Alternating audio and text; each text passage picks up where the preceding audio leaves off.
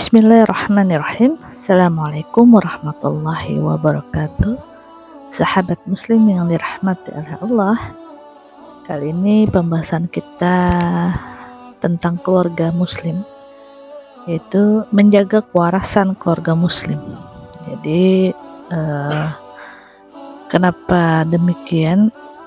Karena bahwasanya fenomena keluarga muslim begitu mengiris hati saat ini ya. Betapa tidak kerapuhan keluarga muslim ini sangat tergambar jelas pada fakta yang terjadi sekarang ini, di mana tingkat kekerasan tinggi dan angka perceraian meningkat. Belum lagi fenomena ajaib yang tidak masuk di akal, seperti ibu atau ayah yang tega membunuh anak-anaknya, dan ini anak kandung ya gitu kan.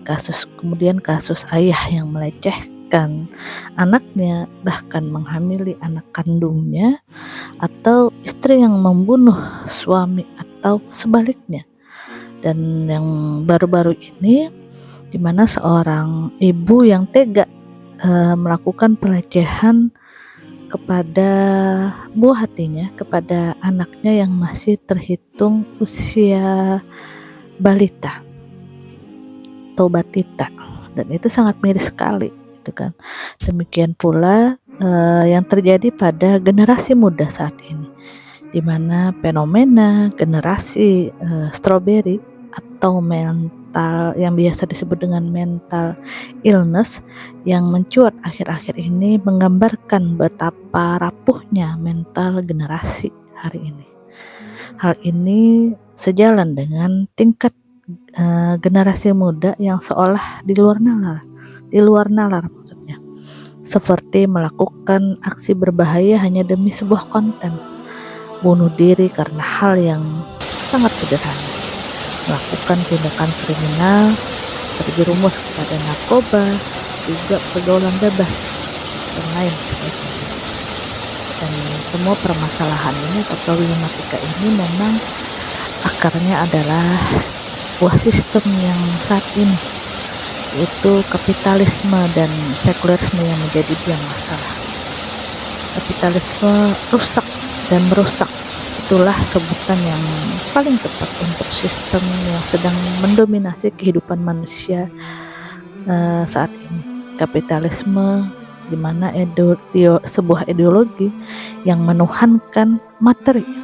Standar baik dan buruknya adalah materi, dan manfaat kapitalisme ini pun merampas dan merusak nilai-nilai kemanusiaan, sehingga di mana orang tega melakukan perbuatan yang tidak selayaknya dilakukan untuk naluri, untuk orang yang memang masih bernaluri sebagai manusia. Kemudian di mana saat ini naluri seorang ayah atau ibu seolah telah lenyap begitu saja. Demikian halnya anak pun gitu kan, seolah kasih sayang kepada orang tua lenyap, padahal naluri melestarikan keturunan telah Allah ciptakan pada manusia sejak ia lahir. Jadi seharusnya setiap manusia terus menjaga distansinya sesuai tuntunan syariah. Dan bagaimana juga situasi ini juga harus dihadapi oleh keluarga muslim, bahkan harus disikapi dengan benar sesuai tuntunan syariat Islam. Jadi bagaimana nih menjaga kewarasan keluarga muslim dari jebakan kapitalisme. Jadi ada beberapa poin di sini, yaitu yang perlu kita pelajari atau yang perlu kita terapkan. Yang pertama itu yaitu membentengi keluarga dengan akidah Islam. Sering disampaikan bahwasanya membentengi keluarga dengan akidah Islam ini sangat penting, dimana ketika akidah Islam itu sudah kuat, tertancap kuat kepada keluarga, kepada para ibu, kepada para ayah, kepada para anak-anak, insya Allah dia akan memahami bagaimana bahwa Allah itu adalah sang pencipta, yang dimana dia menciptakan manusia itu untuk beberapa hal untuk memenuhi aturan-aturan yang sudah diterapkan. Tentunya di sini juga manusia juga harus bisa membedakan mana yang baik dan mana yang tidak baik. Dan semuanya itu dilakukan itu karena takutnya dia kepada Allah, bukan takutnya dia kepada manusia. Kemudian yang kedua, menjadikan takwa sebagai landasan keluarga. Karena ketakwaan ini merupakan benteng yang akan melindungi keluarga dari jebakan sistem sekuler saat ini, sistem kapitalis saat ini.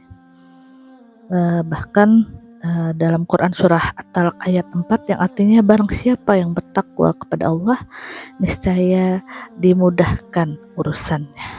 Itu kata Allah sudah tercantum dalam Al-Quran, dan insya Allah Allah tidak akan pernah mengingkari janjinya. Kemudian yang ketiga, menjadikan seluruh anggota keluarga terikat dengan hukum syariat. Jadi jadikan seluruh anggota keluarga kita itu agar terikat dengan hukum syara, masih terikat kepada apa yang diperintahkan oleh Allah dan Rasulnya. Kemudian yang keempat, bersandar pada Allah, mengeluarkan idrak silah billah, dimana banyak yang bisa kita lakukan di antaranya itu banyaknya berzikir, berdoa, bersedekah, berpuasa sunnah, sholat sunnah, serta amalan sunnah lainnya lebih baik lagi jika disempurnakan pada setiap sepertiga malam.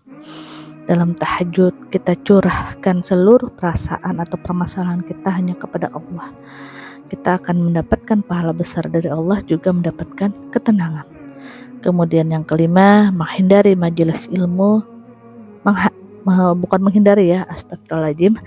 Yang kelima yaitu menghadiri majelis ilmu sehingga paham Islam cara keseluruhan. Pentingnya menghadiri majelis ilmu tadi agar kita juga paham bagaimana tentang Islam mengatur seluruh kehidupan, seluruh aspek kehidupan. Karena orang yang menuntut ilmu itu akan membuat kita menjadi orang yang lebih paham, sehingga kita juga lebih banyak mendapatkan sakofah atau pemahaman-pemahaman. Jadi yang lebih bagusnya yaitu menghadiri majelis ilmu yang itu memang tentang Islam. Kemudian yang keenam, menjadikan dakwah sebagai bagian penting bagi kehidupan keluarga. Artinya beramar ma'ruf nahi munkar itu diterapkan di tengah-tengah keluarga itu juga penting. Kemudian yang ketujuh, peduli terhadap permasalahan umat.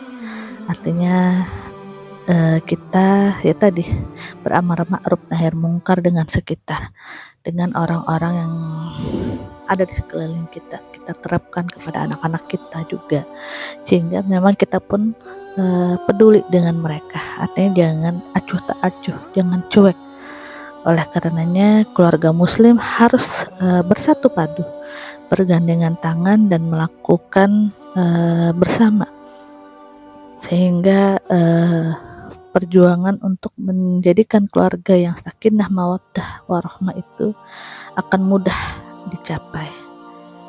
Demikian, salah hilaf mohon maaf.